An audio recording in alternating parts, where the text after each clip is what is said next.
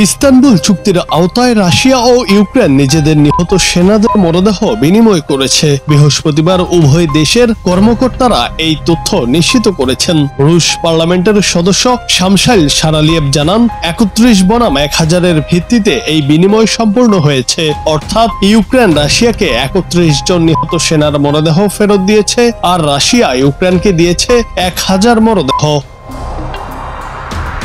ইউক্রেনের যুদ্ধবন্দী বিষয়ক সমন্বয় সদর দপ্তর জানিয়েছে, রাশিয়া ১,০০০ ইউক্রেনীয় সেনার মরদেহ হস্তান্তর করেছে। মরদেহগুলো শনাক্তকরণের জন্য তদন্তকারী সংস্থা ও স্বরাষ্ট্র মন্ত্রণালয়ের বিশেষজ্ঞরা কাজ শুরু করবেন।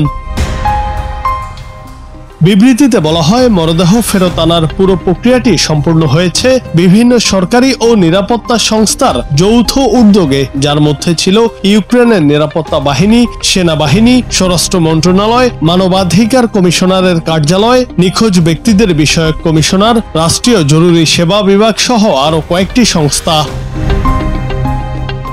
ইউক্রেনের সমন্বয় সদর দপ্তর আন্তর্জাতিক রেড ক্রস কমিটিকে সহযোগিতার জন্য ধন্যবাদ জানিয়েছে।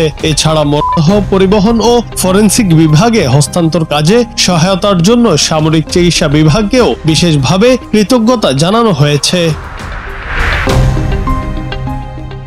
জুনায়েদ আহমেদ, বাংলা টিভি।